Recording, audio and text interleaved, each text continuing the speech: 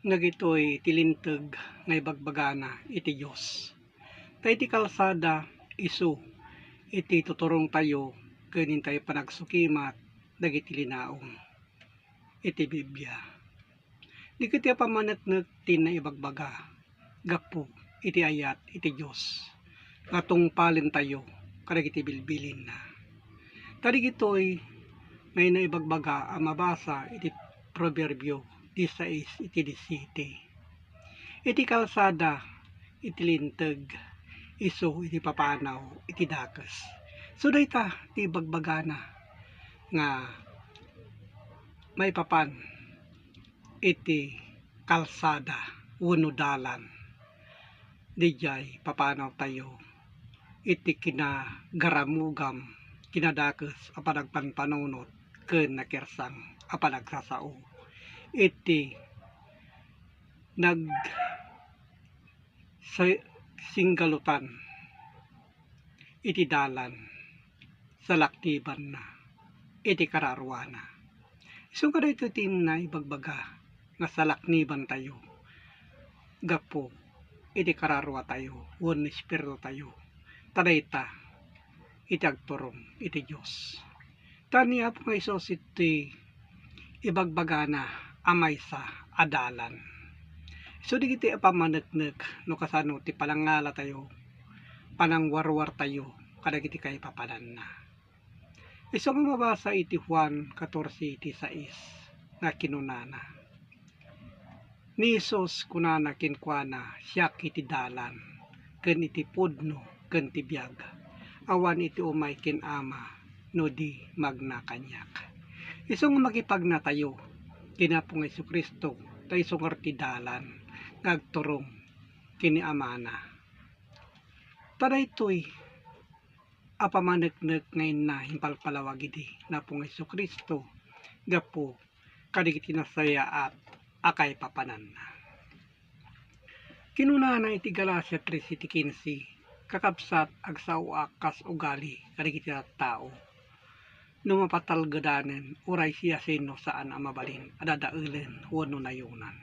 So kadagito iti na ibagbaga ngantay kuma adadaelen wenno nayunan iti sasauna no diket padtuan tayo iti kinapudno gapo iti ayat iti Dios nga digitoy itin tayo adalen kadagiti kay papanan na.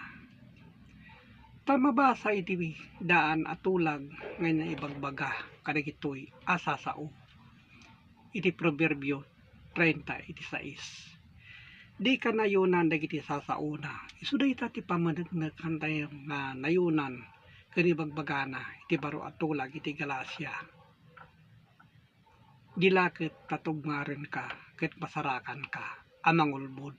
Isu nga nagadu digiti ulbod mapaliiyo met dagiti bungbunga da dagiti aramid da ken pagbalinda pay a pagsapulan dagiti tattao gapu iti rigat lang aruden may sadayta nga makita tayo imbis nga pagbiagdan nga igatang da iti masapul san pay laeng numadanon iti December kunada adda digiti maited da ibagada pay anakotong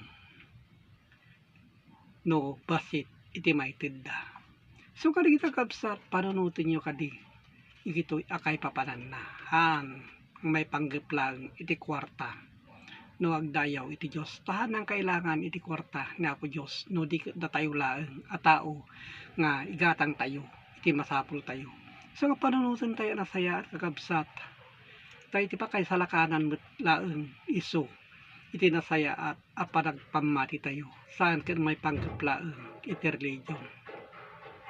Tadigitoy nga kinunana ang mabasa iti Proverbio 15 iti 24. Iti masirib ti dalan iti biag agpangato. Isu daytoy no masirib tayo ken iti biag agpangato nga kinunana tapno mapanawan na iti tanem na iti baba anya kadi iti tanem iti baba isu daytoy alasag a mabati ket daydi sirib tayo isu ti agpangato wenno kararwa tayo ngayon na ibagbaga.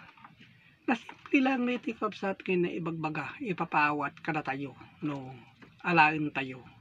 Iti kay papadan, karigitoy, asasao, itinapod no, apanagpamati.